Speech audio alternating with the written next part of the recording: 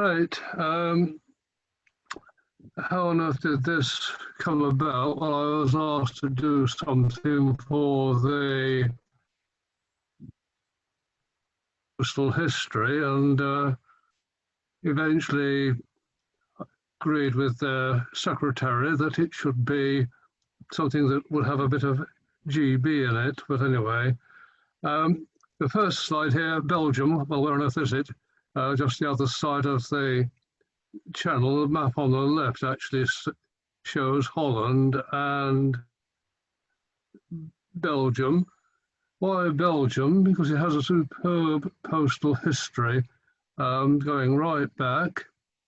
But Belgium itself is, well, two main languages, Flemish at the top, and you notice there those, oops, that wasn't meant to happen. Go back. The names actually are in Flemish, but then the French versions lower down. Now the postal history goes right back. Basically, Turin Tassis, right back in the early 1500s, setting up posts, were asked to do so. There were others operating, local messengers. In fact, Turin Tassis at one stage tried to suppress that. But, and gradually they spread throughout a fair part of Western Europe, as we'll see from this. No, sorry. Yes, this tapestry, which I believe now is in the Wallace collection in London, was commissioned by Francois de Tessy for that church. They had their headquarters in the Place de Sablon, and until, I forget how many years ago it was now, there was a museum in the building where the headquarters had been, but I think it was the director of post or some official actually thought it would make a nice official residence, so took it over. But anyway, we look at a bit more detail of that middle panel and the right-hand one, the middle one. Some books say that there the messenger is kneeling to hand over a letter. It looks to me more as though he's actually receiving it. And then on the right-hand side, apparently the person there on the right is the Emperor Frederick III and Maximilian of Austria there looking on. But they had a system that operated through a great chunk of Western Europe. This basically constructed from various reports and shows the extent of their system in 1563, relatively early, going as far east as Vienna, coming right down to Naples. As for their contact with this country, there certainly was some earlier on, but various mentions of appointments of various people as messengers. But as far as I can see, no sort of official contract drawn up. But now, having said that, these first letters carried by the merchant strangers post, who in Turin Tassis weren't the only people operating post throughout Europe. The merchant strangers, which basically was founded by the Venetian merchants, and they were operating in this country quite early. Certainly they had permission from Henry VIII as early as that. 2 letters there. On the left-hand side, one showing a charge of 4.5 groats, the other 8. But in fact, if you've ever seen any letters from the Corsini correspondence, you will know that the number of charges are very small, that most letters don't actually carry a charge.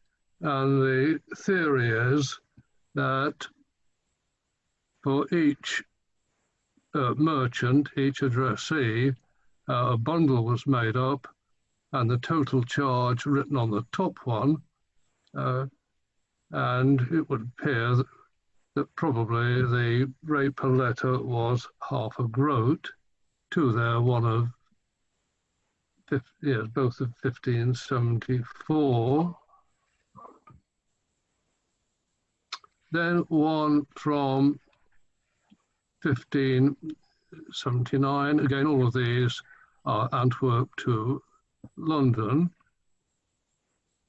There was certainly a very unstable situation in that at this time it was held by the Spanish. The people comprising current Holland were revolting a long time. But at one point, Belgium was actually part of this so-called Dutch Republic, but it didn't last all that long, and the Turantasses were reinstated. No charge on that one. That endorsement down at the bottom, PB, I'm told, stands for postpaid. And a couple more there. I don't know if there's any significance in that one just there.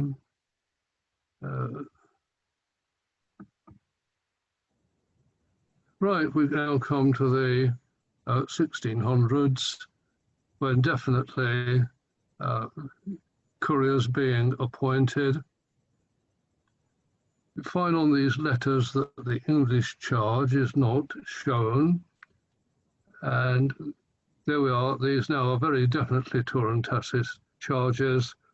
The one on the left there, 1637, 2 shillings, and the one on the right, 1 shilling. I'm not quite sure what this inscription on this one means, if anything. A rather nice seal on that one on the left. And then this one, which comes from the time of the English Civil War, which does actually show that postal system was, or some sort of postal system was operating, helped by the fact, no doubt, that for the whole duration of that war, the parliamentary forces controlled the Dover Road, and the charge there of 1 shilling.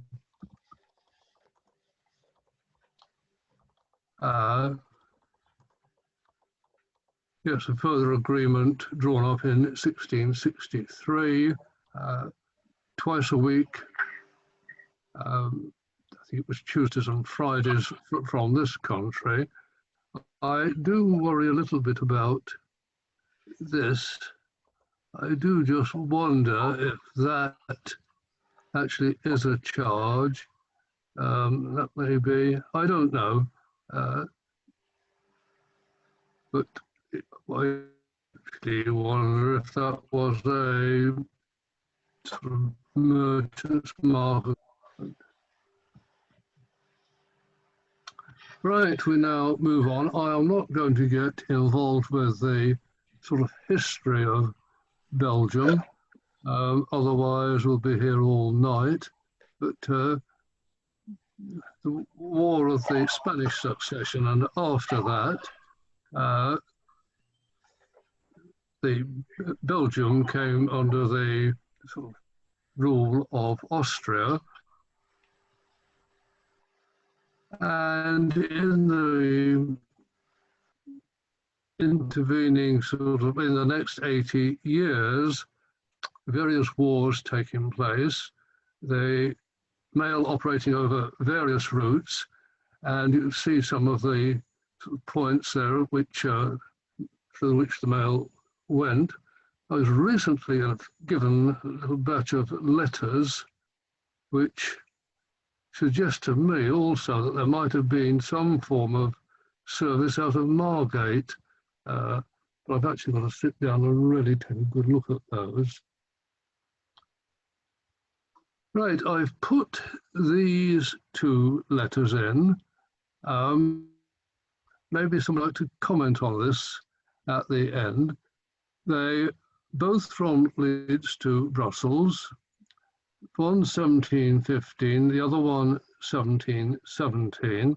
The right-hand one charged 8p up to London, and then the charge levied in the Austrian Netherlands in Belgium of 6 sols. The one on the left there was a single letter. If you're looking for where the charge is, who are paid 4p there, and then the 6 levied in Belgium. A little bit of English postal history. Neither of those two letters carry a Leeds hand stamp, and certainly there's a Leeds hand stamp recorded well before 1750, and it's not the first time I've come across this. That's around about sort of 1714, 1715, for a period of about 5 or 6 years, you can find letters where there is no hand stamp, no town stamp. Why, I don't know. But anyway, here we are. Now, this War of the Austrian Succession, another of these wars. And on the left-hand side, we've got a letter there going through Calais. And then we are the instruction there of the 14th of September 1744. Basically, the boats normally operating between Dover and Calais will cease on the 30th of September, and one of them at least will be sent up to Harwich. And there we are on the right-hand side, no longer going through Calais, but going through Ostend, until Ostend fell to the French in August 1745. And then what do we find? Well, the notice is basically telling people to send their mail undercover to people in Holland, and they can be forwarded from there. And we find here on this one, this relatively scarce mark, the Holland mark, that would have been applied in the Frontier Office in Antwerp, a French tariff there. But this will almost certainly have gone through. The last time I showed this, we had a gentleman who lives in Holland was listening in, and he got the pronunciation of that right. I won't attempt it. Right, so we go on, we come to the peace, and the treaty there in August 1748. It took things a little while to get settled out. It wasn't until the 27th of December that actually instructions were given. Yes, now it's open by way of Ostend, etc. That's right, and going out twice a week, Monday and Friday.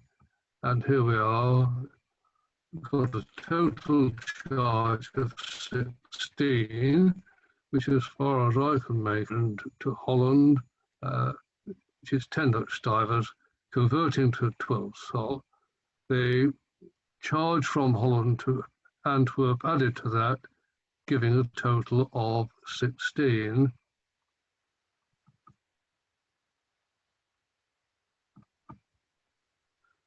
Right, the Scottish one now.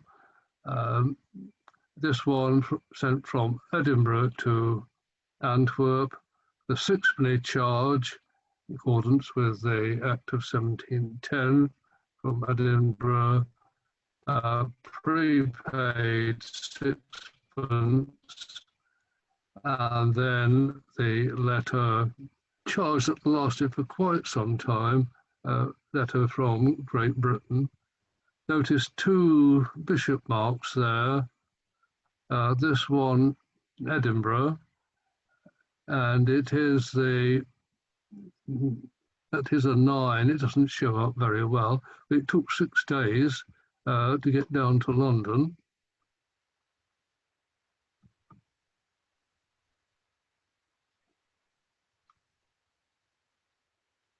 Right, now this one, again, this charge of 6, but the reason I like this one is the contents of the letter. It was written by Lord Montague.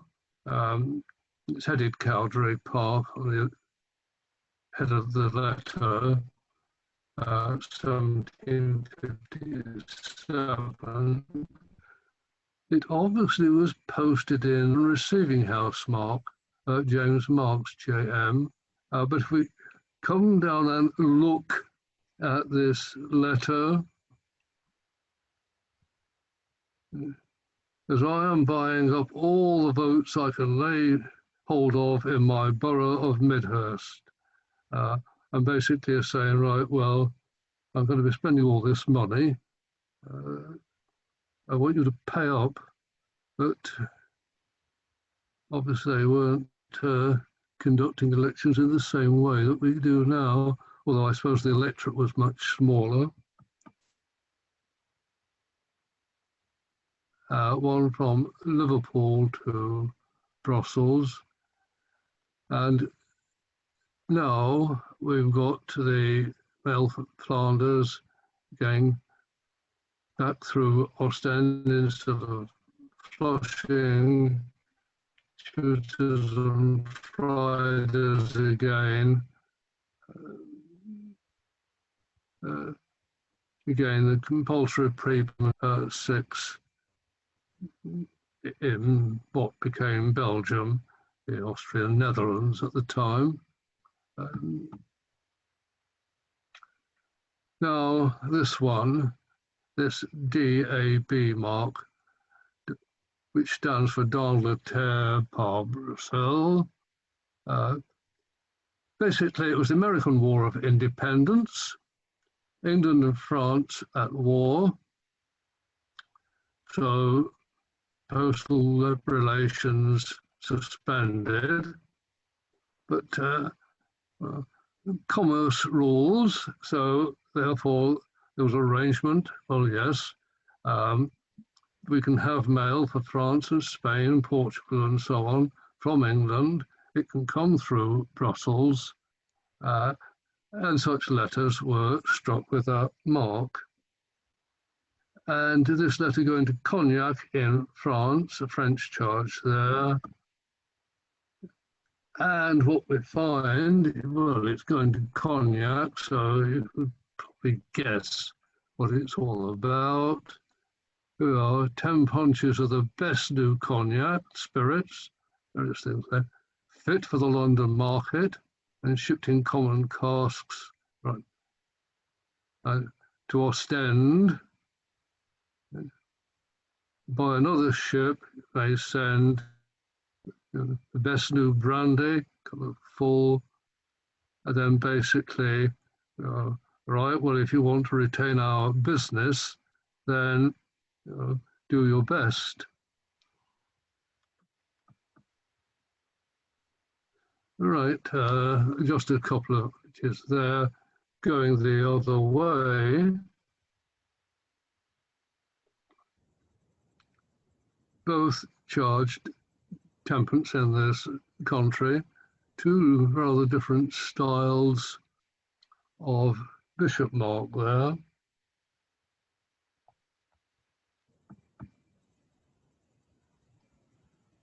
Right, so we come to the Kingdom of the United Netherlands now. In fact, there's a great chunk that's being missed there. I have nothing from Belgium or to Belgium of the period of the French occupation. I've got plenty of stuff within Belgium itself, but nothing coming to this country. There are one or two items I've put in bids for, but so anyway, Napoleon being defeated, we've now got this so-called Kingdom of the United Netherlands, which basically is present-day Holland and Belgium. And to start with, what we're using here is these French marks, which originally would have had the department number in. That's been chiseled out, but collectors of France will know all about this. Another one there. And now the rate for single letter, 1 and 4pence, but there's a double rate there. And a charge there of 5 decimes on the back, which I assume was Antwerp to Ostend, but I wouldn't like to be sure about that. So there we are, Antwerp at about that time. Church there, that enormous tower. Right, change of currency. Again, we've got this 1 and 4pence paid for a single letter, this country, but then the 50 cents Ostend to Brussels. Now, this is an odd one. I bought this at it was the Crispin's stamp fair years ago. I didn't really know what it was, to tell the truth. But it was the name that caught me, Gresley, Roger Gresley, or Sir Roger Gresley, who basically, well, I grew up in northwest Leicestershire, and just over the border in Derbyshire was the village of Gresley, and the Gresley family sort of resided there for quite some time. They were at one stage very wealthy, but basically Sir Roger, well, with wine, women and song, basically got rid of it all. It was a bit of a ne'er-do-well. In fact, those of you interested in trains, Sir Nigel Gresley was a branch of this family. But this letter, basically, it was posted in London on the 8th of April, 1822. And from the contents, it was quite clear that it was a matter that was felt to be quite urgent. They weren't sure where Sir Roger was, so basically they sent one letter to Brussels and one to Paris. He obviously was not in Brussels, so they forwarded this letter on to Paris. It's got the 1 and 4penny charge there. There's the 10penny rate within to Belgium, and then 11 going on to Paris. But this mark, which was probably struck at the French frontier, sort of Angleterre Transit Pays-Bas through the Netherlands. But it's actually a very scarce mark.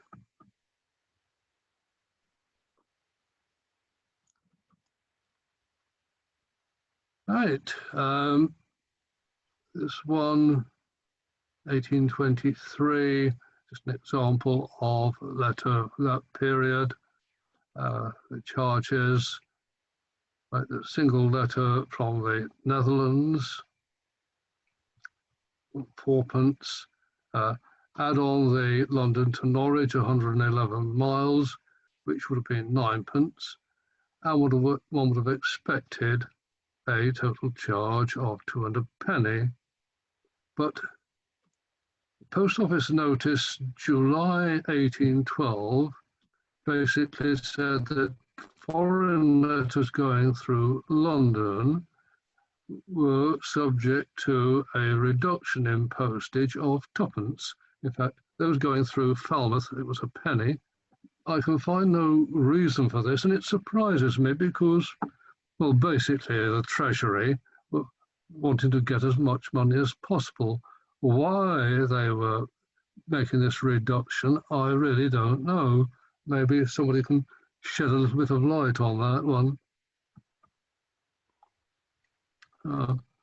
We are Ostend packet, 16th of June 1824.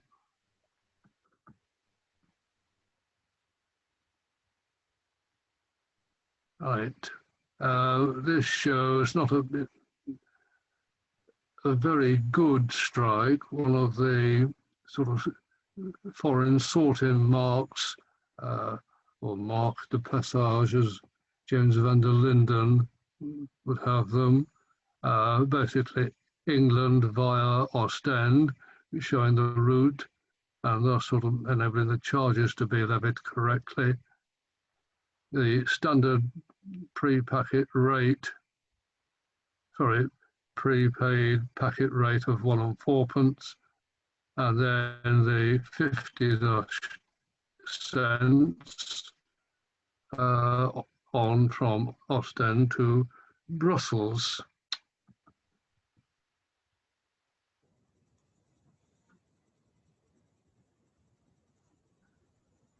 Right, now we come to 1830, and of course these things are never simple, but basically a great deal of unrest between what is now Belgium and Holland. Felt they were being unfairly treated, various sort of reasons really. It's always more complex. So basically, you find the Belgians declaring independence on the 4th of October, and these letters date just from before that. To the contents that caught my eye here, in fact, the writer mentions that he spent a day quietly at Bruges, although the previous day there had been a disturbance in which what he called the House of Administration had been burned and 13 people killed. However, the excitement had subsided. But anyway, the 1 tenpenny charge had again made up, as shown there, with that reduction of 2pence.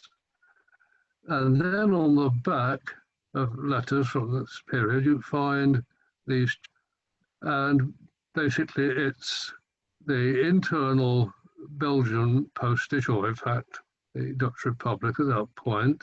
It would have been 20 cents. And then the so-called sea post to pay the cost of the carriage across the channel.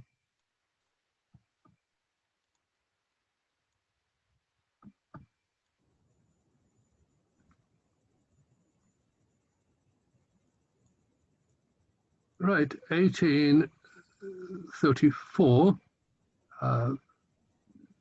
we get a contract or convention, postal convention between the British Post Office and Belgium. All the packets, the steam packets, were in fact British, 4 days a week between Dover and Ostend. Each country sort of set its own postal rates and kept them. And there we are. On the left-hand side, one on 4p, and on the reverse, there is actually a rather messy 40. On the right-hand side, some 7 years later, the letter, or above half an ounce anyway, and the reverse is a charge of 20. And in fact, this is made up of 15 for carriage from Brussels to Ostend, and this so-called sea post charge of 5 decimes. I suppose actually it was to go to this £1,000 per annum that the Belgian Post Office had got to pay. Notice the difference in colours. I forget the actual date now, where the Brussels postmarks started to be struck in blue. I think what had happened was that was happening in Paris, so the people in Brussels thought they would do the same. Yes, a Franco frontier hand stamp show the postage to the Belgian border. And there, one on the left-hand side charges a double letter, the one on the right-hand side, 4 shillings, quite a fair charge.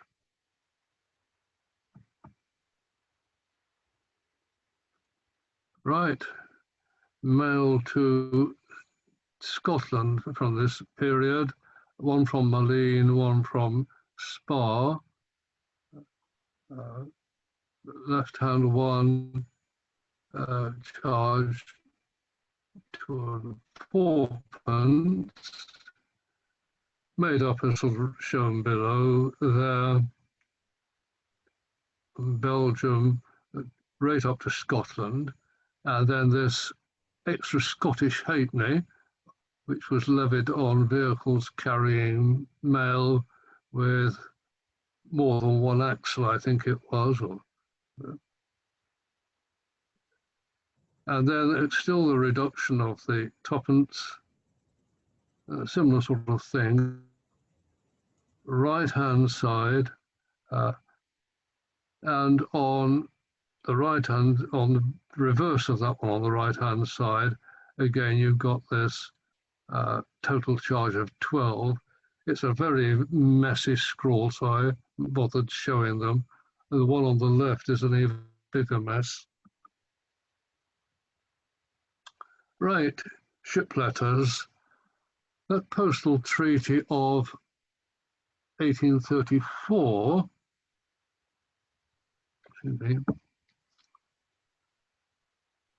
that basically that letters could be carried between London and Antwerp by private ships if no government vessels were appointed for it.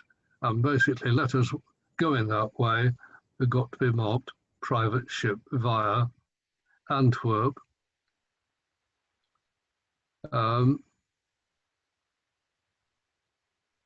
What we've got on the left-hand side there, again, one of these routing marks, Angleterre, Panvert, there's a London ship letter, very messy impression there. Here's your prepaid ship letter rate. 10pence to be paid in Brussels, 5 for the internal postage, 5 for this sea tax, making a total of 10 decimes.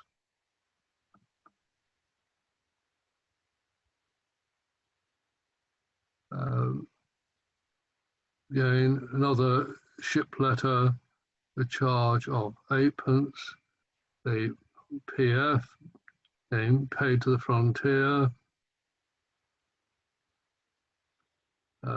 this endorsement, bateau à vapeur,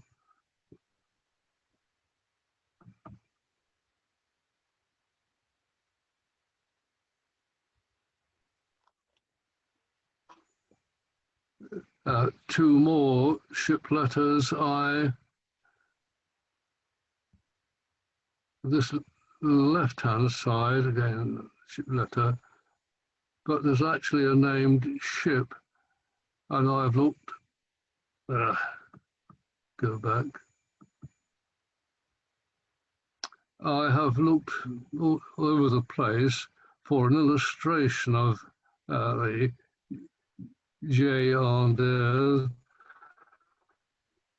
but I cannot find one, but I shall continue looking. The charge there a shilling, actually a slightly heavier ship letter, one that's over half an ounce, but not more than one. Endorsement on the right-hand one, per steamer direct.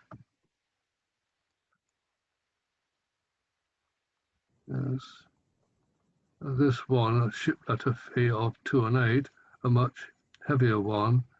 And again, it is endorsed per steamer direct.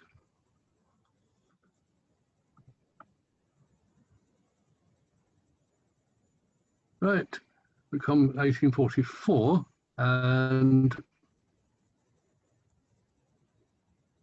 new convention. Things now slightly different. The postage rate of 1 shilling, 12 decimes, basically split 8 Great Britain, 4 to Belgium. Prepayment was optional, but no part payment allowed. And the exchange offices there. And this one from Spa to Enniskilling, quite what the rate would have been on that had it been a few years earlier, I don't know. One can probably work it out. But the charge there, the shilling rate for a single letter, it's not been prepaid. Right, the railways are starting to make their impression now. Got the Brussels Ostend Railway, 1838, London Dover, yes. And it was this that basically led the Belgian government to consider running their own mail ships across the Straits of Dover. And they started this in 1846. In fact, from 1862, they had the monopoly of the carriage of mails between Dover and Ostend. And there's one of the first ships, these paddle steamers. And on the right-hand side there, an advert and showing the various times, showing when the Belgian ones are going, and all other days it's performed by steamers of the English government. But one gets the impression sometimes that basically the British Post Office wasn't particularly interested in the Ostend route, preferred Calais, and as I say here, the Belgian government had a monopoly on it by 1862.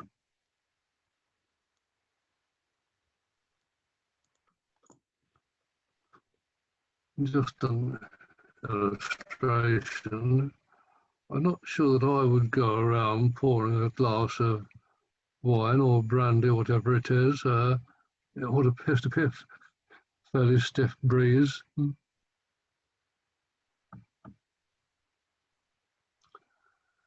Right, now we come to some stamps. The 1850 convention, and first of all looking at mail from Great Britain to Belgium between 1850 and 1857, convention of 1850, various terms written up there. Send it directly or by way of France. The charge sixpence, split 4 to Great Britain, 2 to Belgium, and also the TPO between Ghent and Mouscron could exchange mails with Dover and London. That's for letters sent via France. And there we are, sixpence paid by sixpenny lilac. I think first issued 1847. And we've got on the reverse one of these foreign sorting marks, basically England by the West TPO, Brussels Ostend actually. Right, the halfpenny rate, which was for letters between a quarter of an ounce up to half an ounce. The Belgians initially worked in quarter ounces, could lead to some unusual charges, but there we are, it's the halfpenny rate. I rather like the address of this one. Mr. Leclerc, chicken merchant, Tripe Market, Brussels. I don't know if there's still a Tripe Market there in Brussels, but again, a circular hand stamp at the bottom there, indicating that it's gone through Ostend.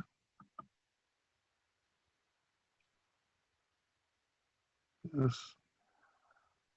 Yes, I'm not sure about this one, but it's been addressed, rather it's been endorsed par Soho, which was one of the ships operating on this. In fact, I was going to put an illustration in until I realised that I'd actually lent the journal that I was going to take it from to somebody, but never mind, get back in time, so I left it. But this basically is saying, yes, it's a bit what we would call a too late mark, but what's happened, it looks as though the halfpenny ship letter charge has been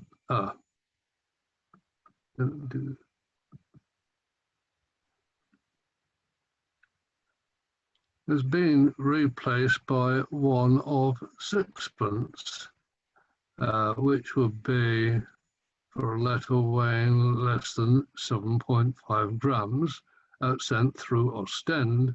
A little bit mysterious, that one. Or was it the other way around? Not quite sure whether it's the 6 or the 8 that's being crossed out there.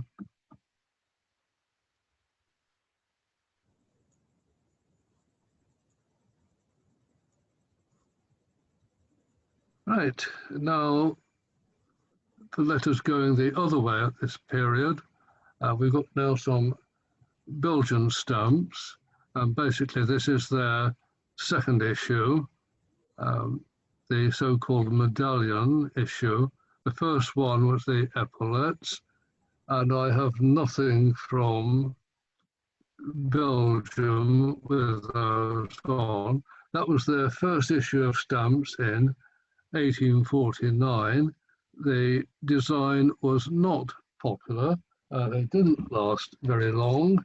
I forget when these were issued. Let's get it right. Yes, the medallions were issued in October 1850. But the trouble, well, people criticise the epaulets, that basically they've got these ungainly epaulets on the king, King Leopold. But who we are, it's a 40 and a 20. This 40 was issued for mail going to France and to Great Britain. Until that time, there'd just been the brown 5 and the brown 10, wasn't it? And the 5. But anyway,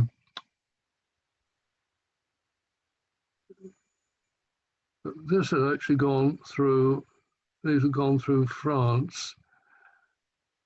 As to which one route you used, it depended very much on the time of day. Right.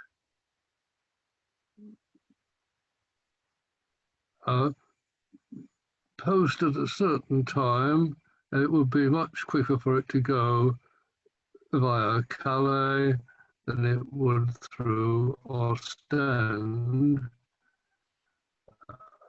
So I suppose you actually had to study the train timetables.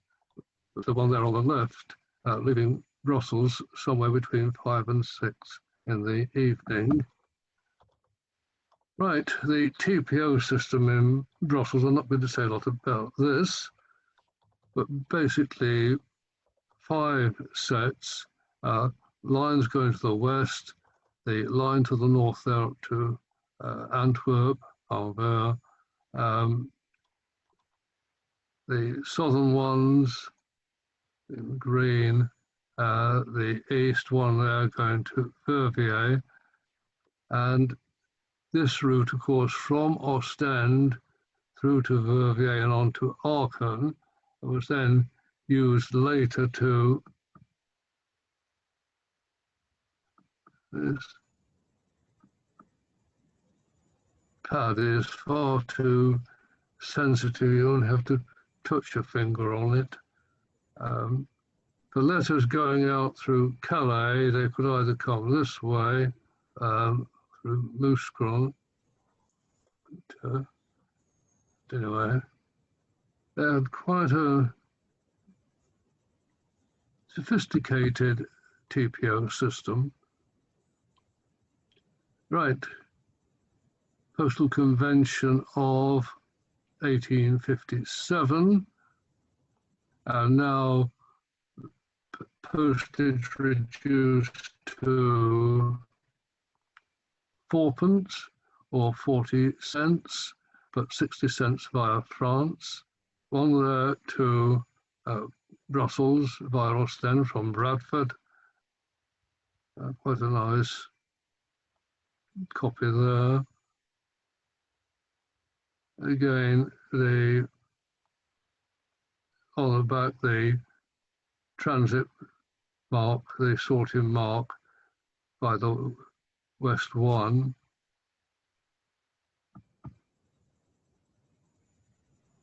Right, those heavier cancels were not popular, this sort of thing.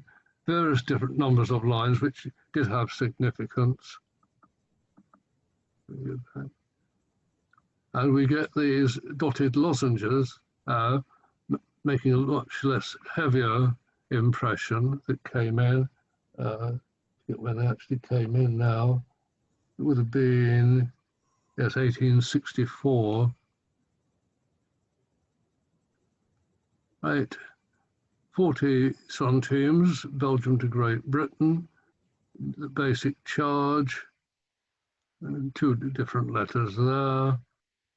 And again, on the back, you've got the one on the lower right there, showing that foreign sorting mark, saying it was going to England via the West 1 TPO.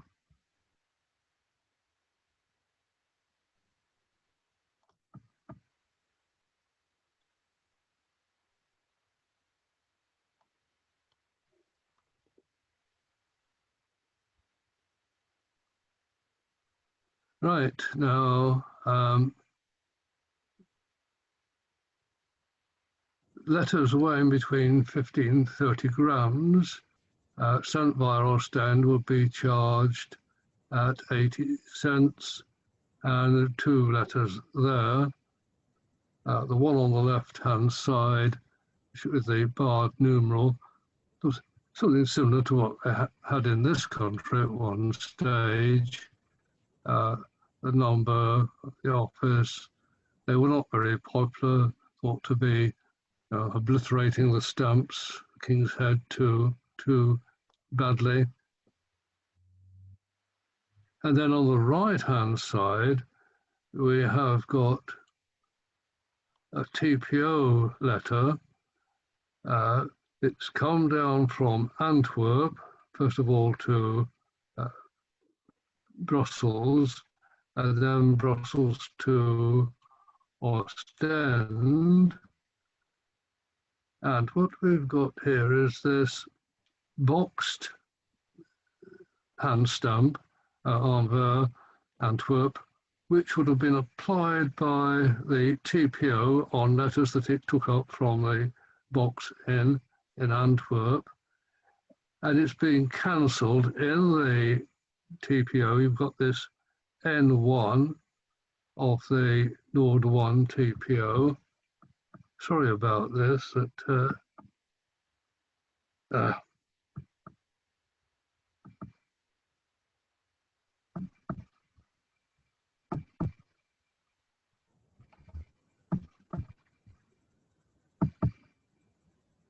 keep my finger away from this pad.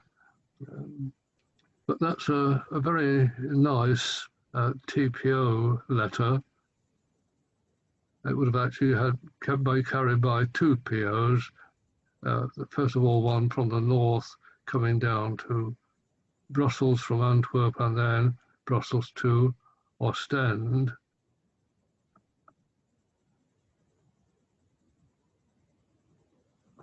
Right.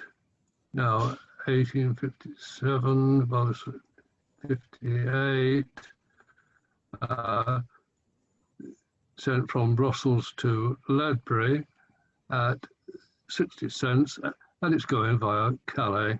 Obviously, the sender decided that at that time, which is somewhere between 3 and I think 4 o'clock in the afternoon, that it would be quicker if it actually went via Calais.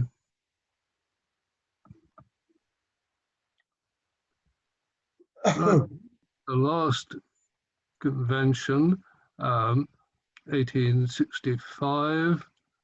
Now, all the packets to be operated by Belgium, 2 packets a day in both directions. The cost now 4p via France, and each office to retain the postage it collected. One there from Kilkenny to Louvain, with 3 of the penny adhesives. What is rather unusual is this circular hand stamp back. The United States via Ostend.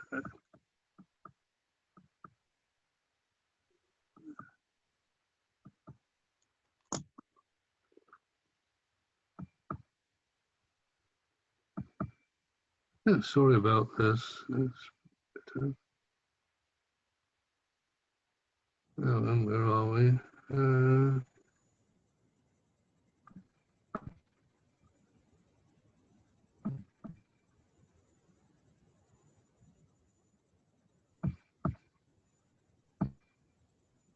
got it. I did wonder, well, did this letter actually originate in America? I thought, well, it can't done, although it's been sent to an American college. And then later on, I found two others sent from this country to Belgium, where they've got this same mark on the back. And I just wonder now if it was actually somebody who was reading for the État Uni, thinking it was the United Kingdom. I don't know. I did wonder at one stage for this one if it was a disaffected Irishman who didn't want to sort of be recognised as being part of England. The one up there on the top left, Angleterre, England by the West TPO, a prepaid in cash there, unusual at the time. Right. Two different threepennies there. Plate 4, the top, and plate 10, bottom. Right, Belgium to Great Britain from this period, 30 cents. This is via Ostend. Double circles are coming in now, circular hand stamps, replacing these numeral hand stamps. And the 20, 10, they're making up the 30.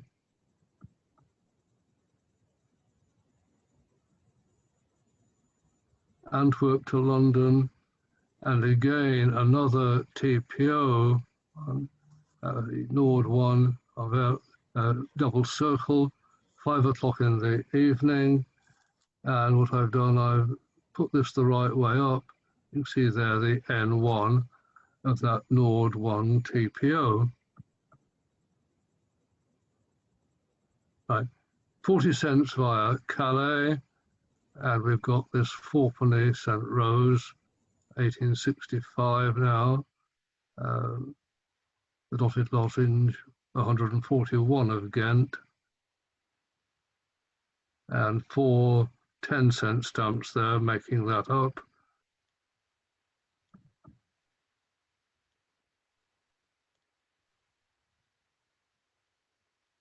Yes. This showing the station at Mouscron. You can see there Angleterre par Mouscron, and then the sort of France West 3 TPO. Again, a dotted lozenge. And finally, just to round off, an unusual one. It was before the Universal Postal Union rates came in, but you could send letters at the printed paper rate, and there we are. There's one with the newspaper branch, or one of the various stamps there used in the newspaper branch.